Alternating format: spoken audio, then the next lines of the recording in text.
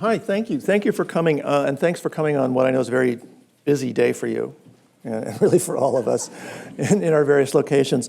I'm very happy to be here. I'm grateful to Michael Burraway and to Celeste Lang and to the Berkeley Faculty Association for organizing this, to Wendy for hosting us, and special thanks to Carol Christ for agreeing to participate. I spent a lot of time in the Senate, as Wendy just mentioned, feeling that a lot of our problems would be solved if we just had better discussions among the different segments of the university community. So starting in my case with administration and faculty. And I got so much out of being a part of that process, not only sort of data and understanding of other sides of how things work, but just sort of perspectives that I never would have had on my own job, on students, et cetera. So this is actually written in the hope that the sort of dialogue that we're about to have becomes more frequent. So thank you, Carol. I'm going to read a paper which is going to take about 40 minutes and go through some slides. And I'm going to push through this because it'll actually be faster. I am going to look at some of my slides and then be really tempted to start talking about them. And at that point, you have to look at me and say, don't explain. And I will just keep going with the text. I hope that they're relatively self-explanatory in the context of the text, but if it's not, we can talk about it later. Okay, so the title of this book, The Great Mistake, How We Wrecked Public Universities and How We Can Fix Them. These words, mistake, wrecked, aren't I exaggerating, you may be wondering. And unfortunately, my answer back is no, I am not. The great mistake has been to adapt to private sector policy demands, and what's being wrecked isn't the university of job training or mass production of degrees, but the unique thing about public universities, which is the promise of democratic intelligence. Okay, I don't need to tell you that the current federal government is controlled by people who don't see the point of any public systems that are independent of private self-interest. For them, there is no public interest and no public institution that isn't worse and pointless compared to its private versions. Public universities have been cut over the last 25 years, but we haven't been asked, why do you actually exist? This administration asked that question and has nominated as head of the Department of Education Betsy DeVos, a full metal jacket privatizer who wants to take public money from public schools and give it to private schools that will replace the public system. In this context, if we don't know why we're public and what public really means, if we don't know the power of the public, we're not just wrecked, we're gone.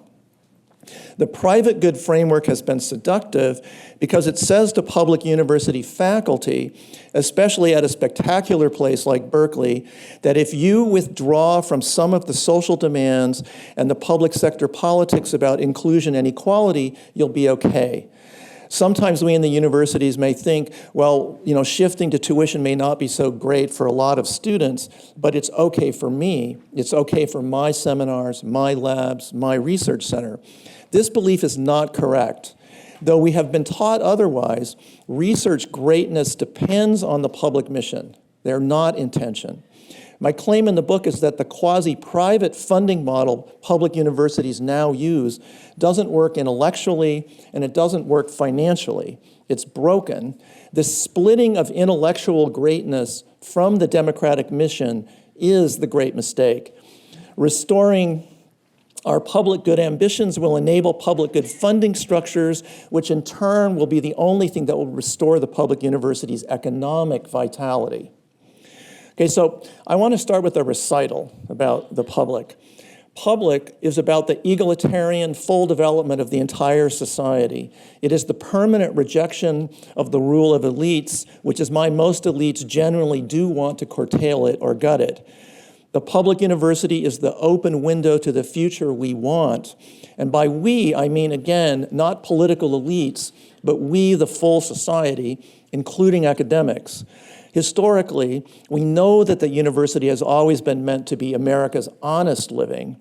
It was not slavery, not settler colonialism of the American West, not Jim Crow, not the extraction of raw material. It has been often complicit with these things, and yet a source of the progress of thought that would overcome them.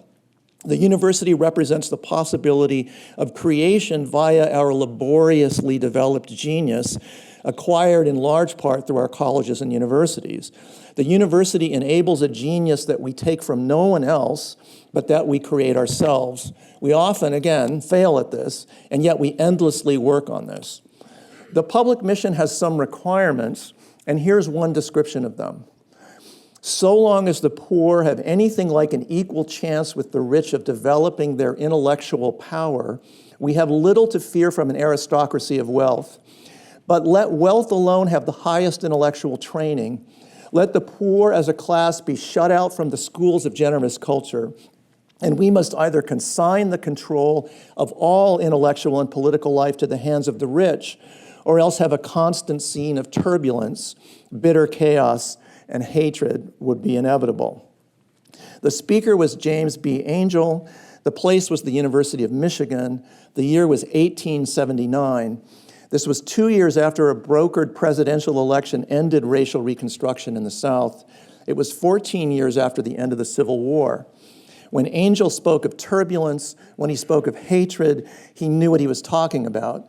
As federal troops withdrew from the South, with Jim Crow rising in their wake, as Midwestern states were put into competition with the settler West, the public university was going to have to be there to build society and to build the whole society.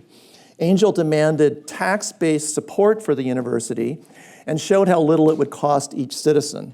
He concluded, I am now aiming merely to remind you that at an expenditure which it is simply ridiculous to call burdensome, this prosperous state of Michigan has, through the wisdom of her founders, succeeded in furnishing the higher education to all her sons and daughters without distinction of birth, race, color, or wealth. The state university was a public good, really the public good, that would allow society to develop and to develop without bitter hatred. And it could only do this as an inclusive institution, women as well as men, black as well as white, poor as well as rich. The public university would not build an aristocracy, even an aristocracy of talent. It would be directly tied to its society through tax support. The university would be what he called a school of generous culture, meaning the poor would have the same elevated and liberal learning as the rich. The university was the opposite of shunting the poor into job training. Okay, I'm citing Angel because he was such a mainstream founder, and his thinking shows that we had already, 135 years ago, 3 core public university features. First, no exclusion by race, class, or gender. Second, publicly funded. The public has funding responsibility for the university, and the public has a stake in the university. And then 3, the higher education for all, emphasis on higher. I mention these now because we are in the midst of our own Civil War moment. We have a U.S. society that is divided by race and is divided by class and is divided by level of education. Angel's nightmare has come to pass. Okay, so here are some illustrations of the effects of this structure that we have now on the university. And I'm going to show you some slides because Carol and I are both English professors. There'll be lots of slides about numbers that show what's happened to those 3 pillars that he just described. Okay, so the first one, rather than inclusion, we have graduate rates split by class between rich America and poor America, completely opposite outcomes. We have steadily declining public funding on a national scale as well as on the scale of this particular state. And as opposed to everyone getting the higher education as a unified and higher thing, we have new entrants among white students going primarily to the more selective schools, and new entrants among Latinos and African Americans going mostly to open access schools that have fewer resources and as a result, lower graduation rates. Okay, so the mystery here in this kind of segmentation of a system that was supposed to be the higher education is who done it, right? Who or what caused these changes? The prime suspect is always public funding cuts, and I'm responsible for this slide showing one of those declines. State legislators cut public colleges and the voters let them because the voters don't care about public goods anymore, so this argument goes. So universities had no choice but to look for private revenue streams. Privatization, the generic word for this process, isn't a problem. It has saved us. It has found new revenue streams, tuition, yes, but also philanthropy, research partnerships, real estate revenues, and many others. The prime suspect is the legislature and the tax revolt against the public sector, and the return of law and order in this whodunit comes with private funding. There is no alternative in this model. Advocates for private funds, who often oppose using the term privatization to describe this, argue that private funding didn't change university values. Universities still focused on the public goods of teaching and research, maintained academic freedom protections, and had no external masters, at least no single external master. And also, privatization has brought public universities closer to the aims of the knowledge economy, as that was defined during the Clinton era, which includes the Obama administration, which saw all value as produced by the private sector, which meant giving the private sector a free hand to innovate and to use universities as their research partners. Within the Clintonist framework, privatization has seemed better than what universities had before. Privatization grew the tech economy, showed that universities meant business and profits, while university staff and faculty worked hard, and indeed this is true, to protect freedom to teach and research. And anyway, universities had no choice because states were cutting their budgets. Okay, state legislative cuts are a major villain. There's no doubt about this. But they did not act alone. So I started to look for other culprits in the damaging of public universities when I did not personally, on my campus, experience the benefits that were supposed to flow from private money. This private money made a few things better on campus, mostly very high status fields like theoretical physics or potential moneymakers like material science, but it neglected everything else. I became versed in the large scholarly literature, I mean, we're talking about the late 90s and early 2000s, showing how the pursuit of private partnerships moves university funds away from non-market activities like instruction and basic research, including basic STEM research. So what if private money was undermining the social purpose, inclusion of the whole society, and top quality research and teaching of public universities? What if I began to wonder, the general trend known by this mouthful word privatization is not the solution, but the problem? What if privatization is not the cure, but the disease? What if universities don't have a cost disease, but instead have a privatization disease? Okay, so I've written the book arguing that the university's various sufferings, high tuition, insufficient research funding, faculty adjuncting, have another source, a budget system that links these problems together. The system subsumes the cuts from the public and also impels them and makes them worse. I describe the system in the form of a decline cycle that is driven by one thing in particular, again, privatization. Privatization isn't a sideshow in the political economies of Western countries. It is now a primary mode of shifting public assets into the private ownership system, creating wealth there, and also growing inequality overall and reducing our ability to address common social problems with common capabilities.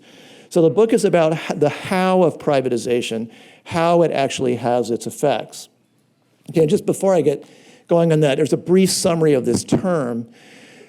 In universities, privatization does not involve a change of ownership, as it sometimes does in, for example, England, as when Virgin Trains takes over the rolling stock of a British rail service.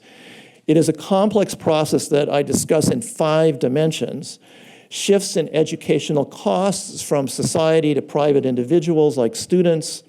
Second, partnerships that transfer revenues to outside parties that would otherwise be going to the university. 3, a movement in governance or of informal influence from public to private agents. 4, gross overemphasis on the private market value of the university's mission. And then 5th, redefining the subjectivity of the educated person as the market value of her human capital, which Wendy Brown is an expert. These changes hollow out the enormous public good benefits of the university.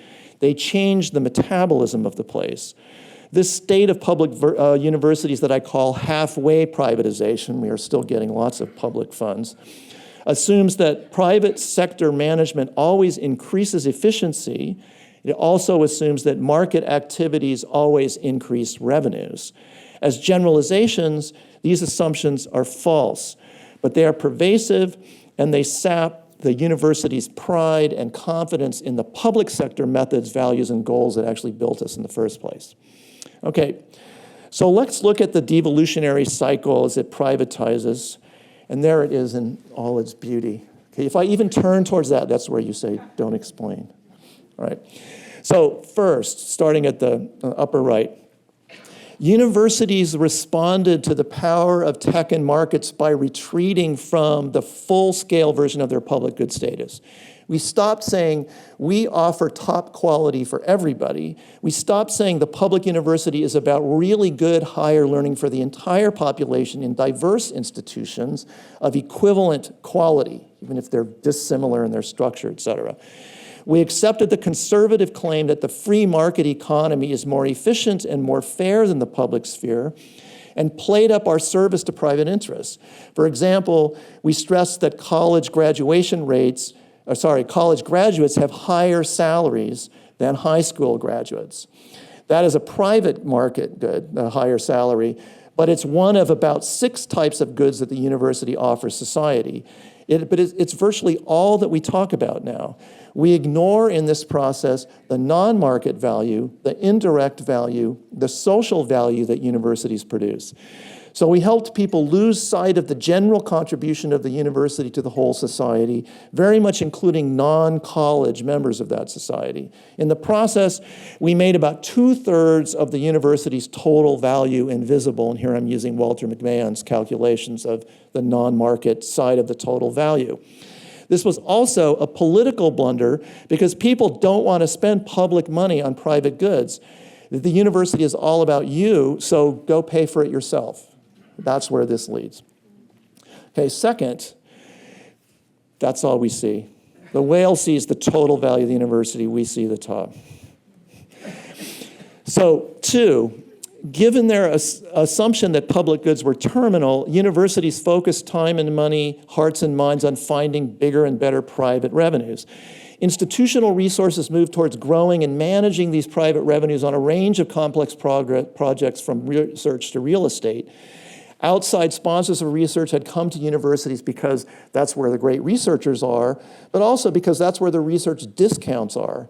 Outside sponsors, corporations, foundations, the federal government, basically everybody, naturally try to get as much activity as they can for as little of their own money as possible. They give some money to the university and then oblige the university to come with the rest. That's called business, by the way, to quote Donald Trump. So, how do universities do when they negotiate with someone like Phil Knight, the head of Nike? For every $1 that he put into Stanford's new Knight Hennessy scholarships, he got another $1 out of Stanford. These kinds of matches are typical, even if they're not one-to-one. Revenues aren't free. They cost money. So don't watch the gross revenues, always watch the net. Making matters worse, public universities, which have less money than elite private universities, pay twice as much as their internal funds as do private universities to subsidize their own research. Every $1 of research expenditures requires 25 cents of internal funds on average at publics. While politicians, regents, and many others still think research is a big moneymaker for universities, in fact, universities lose money on research. That is actually, in my view, how it should be. If we see research, as we should, as a public good, we need more research, not less, and we need to be able to afford to lose more money on it than we do. But in a privatization framework, these losses are often denied, and are covered with cross-subsidies that damage research in other fields. Current policy may, in the next 10 to 20 years, drive arts, humanities, and qualitative social sciences research, I call SAFs as an anagram, out of the public university. The situation is bad for everyone, these losses, and they're covering up. It's bad for science, it's bad for university budgets, it's bad for SASH, it's bad for students, as we'll see in a minute. The result is, among other things, financial losses for the university. And what we get is a situation where the university helps the private sector access public money while losing money itself. It also leads, again, to a bad situation for science, in which we only care about science if it makes profits. Science isn't a public good either, so it should support itself, right? I mean, wrong, but that's where we are, and that's where this leads. Okay, a word about what is sometimes called administrative bloat. Everyone is very defensive about this, but the scholarship suggests that privatization guarantees that this happen. It is not individual willed or particular bad choices. What are sometimes called interstitial organizations, like technology transfer offices, must exist to manage all of the new relationships and activities that the search for private funds entails. Non-academic professional staff grew past the number of academic staff in 2007. The personnel structure of public universities is now, as you can see from this slide, radically different than it was a generation ago. We note that some universities have gone from state-funded to state-located institutions. These universities have also gone from educational to education-related workforces. A smaller teaching and research dog has started to wag a growing administrative tail. The moral of the story: privatization is expensive. Why does college cost so much? Research losses, admin growth to serve the mission creep demanded by new revenue quests are two big ones. They generate, along with other things, the hidden price of privatization. 3, given not only the new revenues, but the new costs and the new subsidies, the public universities' finance people know perfectly well that their one best net revenue stream is student tuition. They have thus raised the price on the college product far more than inflation every year for decades, in step with private universities. Every student or parent in the country can find a slide like this in a 10-second internet search.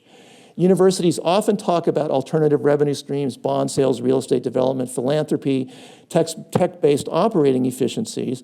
I think of these as nickel solutions, since they generally make up less than 5% of the revenue problem that they address.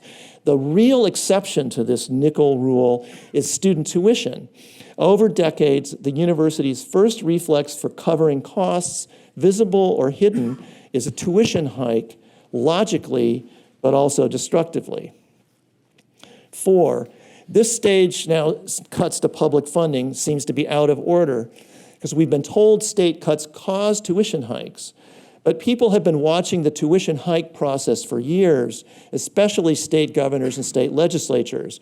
They see universities get more money every year from their students, and every year university budget reports are packed with juicy revenues, medical billings in billions, real estate returns, bond sales of various kinds, borrowing from our own pools of unexpended funds. The governor says, well, you have so much of your own money, why do you need ours? Every time that there's an excuse to cut, a recession, or some minor spending scandal, executive comp, et cetera, public funds get cut for decades. Tuition gets hiked, but the hikes don't make up for the state revenue cuts. They make up for a fifth, a third, a half by varying estimates, but no more than that. The point is that societies work with complex feedback loops, not one-way linear causalities. In any given year, universities may indeed hike fees in response to a stupid legislative cut. But over time, the learning is the other way around. You, the university, will hike, so we, the legislature, can cut. So, let me pause to note that these legislative cuts are a major assault on the educational welfare of now 2 generations of students. I believe personally that they are a major instance of structural racism and of naive, backward market ideology. But my point here is slightly different, and that is that university leaders misinterpreted these cuts. They did not say, yes, we're partly to blame, because we keep raising tuition, but what you are doing is completely unacceptable. You, the state, are destroying the educational welfare of a generation of students, et cetera. They began to say things like, cuts are here to stay, or the era of public funding is over. The whole model then gets locked in place. Research shortfalls, tuition hikes, and what comes next, student debt. The biggest single price of privatization is its symbiosis with large public funding cuts. Okay, so as we move up the cycle, we're starting to get to impacts, and what we've done so far is the sort of the internal aspects and the costs accrued there. 5, so how are students going to cover these hikes when they can't use income and savings to pay for tuition? They can just take out loans. We'll grow the loan industry and bring in private sector solutions. Then every kind of student can pay for college and pay and pay and pay. We'll say lower income students are protected, but it won't be true. Across the country, low income students borrow as much as middle class kids. We end up with the $1.3 trillion in student debt that continues to grow during the Great Recession and whatever this is we're in right now.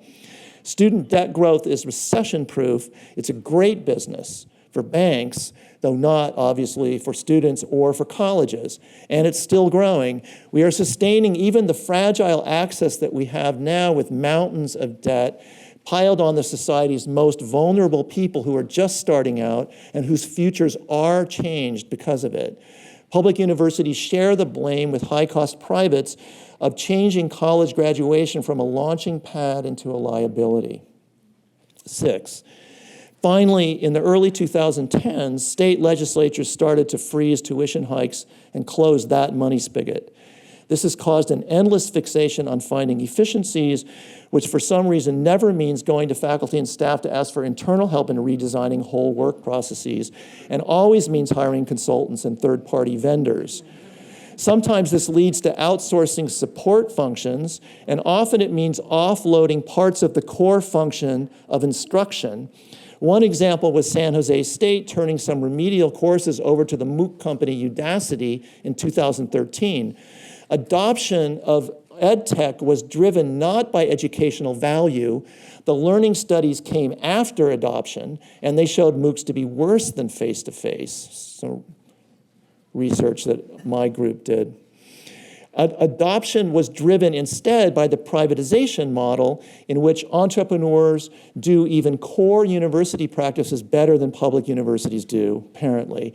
In signing deals with edtech companies before faculties were able to review their effects, administrators told the wider society that a private online education company can run a college as well or better than the existing college can.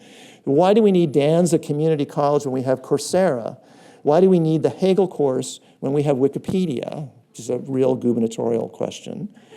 In this stage 6, public universities try to push costs off their balance sheets, again, understandably, because they're pressured in all sorts of ways, even though these costs are what the public actually wants to pay for. They also, administrators in this case, send the signal that the educational core of public colleges can be replaced by private technology companies.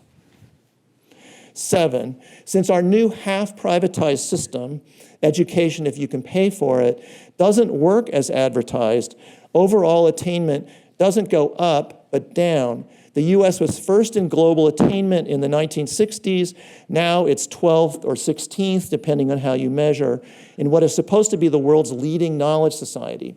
Public universities have always been a key agent in producing racial equity and integration, prerequisites for democratic intelligence, and yet resource skews mean that they no longer are. We get resegregation instead. Education has, for generations, been a highly visible site of racial integration, and in recent decades, this has been framed by the political right as a taking or diluting of white property, which markets don't do. Universities are very supportive of diversity, but the result has not been racial equality. We get instead what I've called pseudo-integration, in which the college system produces its own form of racial inequality, not through explicit exclusion, but through grossly unequal funding. 8, a bachelor's degree has always been the entry ticket to the middle class, except universities now help split the middle class into unequal pieces, even though, of course, absolutely none of us want to do this. Graduates of elite privates do well, graduates of public flagships also, and then the struggle increases as we move down the stratified ranks of the university system to the open access sector. While most public colleges cannot afford to upgrade the capabilities of graduates, as is now the case, when that happens, college skills become commodity skills. The rule for the globalized economy is you earn medium, pretty good skills, we pay you low wages.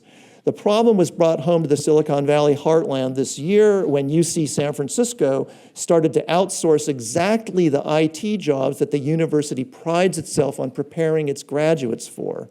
In this stage, the university becomes popularly associated with debt and a life of demanding yet precarious work, if not regular unemployment or underemployment. If we define the middle class as relatively self-determined economic stability, the United States is now post-middle class. The stratified university system has played a role in helping this happen.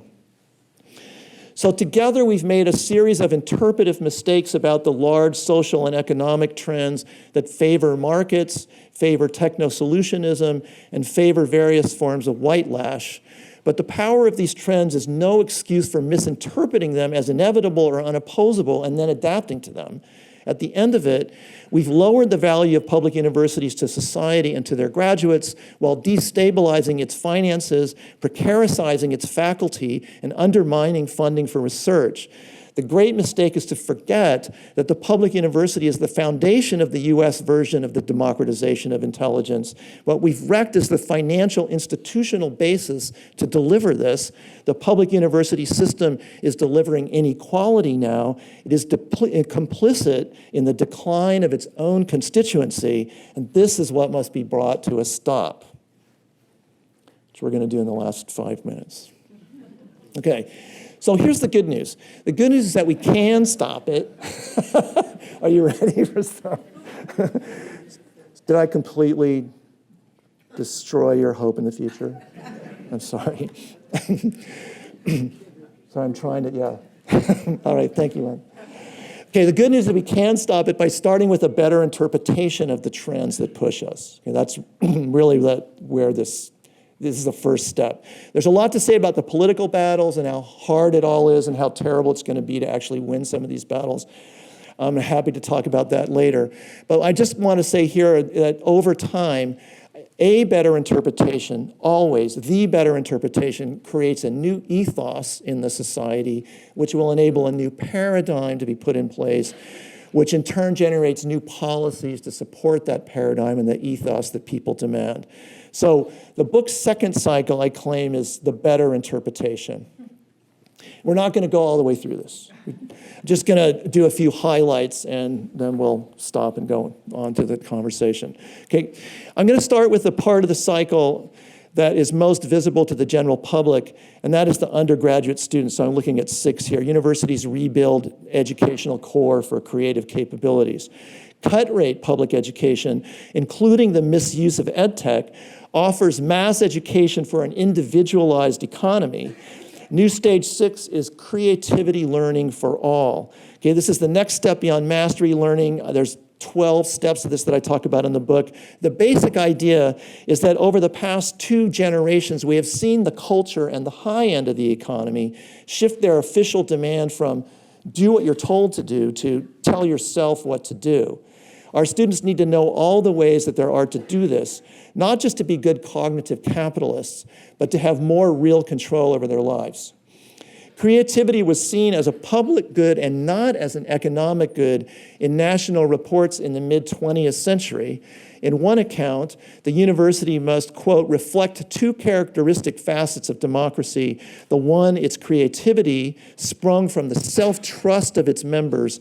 The other, its exposure to discord and even to fundamental divergence of standards precisely because of this creativity, the source of its strength. I've just quoted the report of the Harvard Committee of 1945 entitled General Education in a Free Society. In this hyper-mainstream view, self-trust is the essential prerequisite of creativity, as is working with contradiction, dissonance, and what we would now call cultural conflict and racial diversity. Democratic citizens had to have knowledge and skills and the personal capabilities that would enable them, without anguish and hostility, to interpret ambiguous information, find new data, and undertake continuous revision, all in conjunction with people unlike themselves, some of whom hated their guts. Democratic citizens had to be as familiar with the process of knowledge creation as with established knowledge itself. They had to see that all learning is research learning, and then be the kind of people that could practice this. We can use both market and, more interestingly to me, non-market arguments to insist on funding public college instruction to achieve this. How much would it cost to convert a UC honors thesis for 5% of majors that lasts 1 quarter into a 1-year thesis for all majors? We can cost that out and explain that new public money will be used to cover these crucial upgrades, many other things. Okay, next, back to New Stage 2, subsidies to partners reduced or ended. This would save basically 10 to 15% of a research university's core budget. How would we pay for this? The government would pay by directing the funds for basic research they now give to industry towards universities who do the vast majority of basic research. Universities spend over $15 billion a year of their own money supporting research with outside sponsors. The feds give industry $14.3 billion to do research that is mostly about their own products. The industry money should be rerouted to universities, instead allowing them to spend internal funds on educational upgrades, not research deficits. That would include something that I haven't talked about here, paying for more arts, humanities, and social sciences research. This is something that we can actually do, but it's going to take some time. All right, next, the bottom of this cycle, get new stages 3 through 5 by starting with 5. Set the goal of 0 student debt for a bachelor's degree. Calculate how much students can pay to have 0 debt at graduation. My crude estimate is $4,000 per year for total cost of attendance. And yesterday, some of you may know, the Legislative Analyst's Office issued a report on debt-free college in California that said that this would cost UC, they broke it out by segment, $300 million a year, or less than 10% of UC's total tuition revenues. The average cost of attendance at publics nationwide is about $23,000 a year, significantly lower than what it is at UC. This means, as a start, using various rules for sustainable minimal debt, that the total national bill per year for students who need this would be about $200 billion. Some going to colleges and some going directly to students. This is almost exactly the same as what we now spend on our current financial aid system that continues to pile up student debt every year. We can already, in other words, afford to buy debt-free college, and we should do it. The best way to eliminate debt is to eliminate tuition. Again, this is something that would take some time.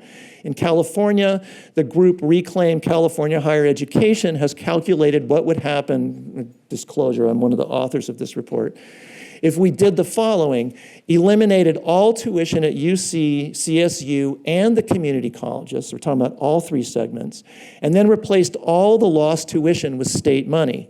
It would cost the median California resident $48 a year as an income tax surcharge, or the cost of a bottle of single malt. Fixing the student debt problem is, in other words, really cheap. It's not the money. We have the money. It's the politics, and it's the bad interpretation of higher education that's underlying it. The least, I think, in the current circumstances that UC leaders, I'm talking about UCOP here, could do as a way of just improving, laying the ground for some of this thinking, is never request a tuition increase first. Always first request a meaningful increase in state funding, like 16%. And then when the state laughs, say to the state, okay, so you legislators are forcing us to raise tuition on the young people of the state, and put the ball in the other court. In other words, never lead with a tuition increase, always make the state do it. And maybe then the state will over time learn to spend their money instead of our money, students' money, on college. All right, new states, stage 7 is this has to be spread basically across the country in an equalization up to the median of poor colleges along the lines of what we've been trying to do in K through 12 districts over quite a bit of time. Stage 8, restoring the productivity wages. I'm imagining universities lobbying for the economic as well as the existential interests of their graduates and saying, for years and years and years, you've been underpaying and basically cutting the productivity pay of the people that we send you. This has to stop. You have to figure out how to pay the full productivity wage of the people that are coming out of our high-quality universities. We can say it's a huge opportunity for the society, and that it will also offer our own base a kind of support that economically, at least, it has not recently been getting. Okay, so to wrap this up, what I'm saying is that we can get to this kind of university system by undoing interpretively what I've been calling the great mistake. The recovery cycle sketches the working principles of public good vision focused on non-market and social educational benefits, a maximum consumption of them by the society, passionate advocacy for great research and public support for its full costs, rebuilt public funding that eliminates student debt, elite training on a mass scale for regular students, and supply-side pressure to restore the productivity wage for the sake of all working people. Okay, so researching together, we could no doubt improve on my formulations here. I mean, I see this book as a small part of a large collaborative effort, and what I'm hoping what's going to have to become at some point a mass social movement for higher education. And I end by insisting that this is more relevant rather than less relevant during a Trump administration. We need a re-democratized public college system that is obsessed with high quality. It should be a popular system of cross-racial inclusion and educational gain for absolutely every person in the country.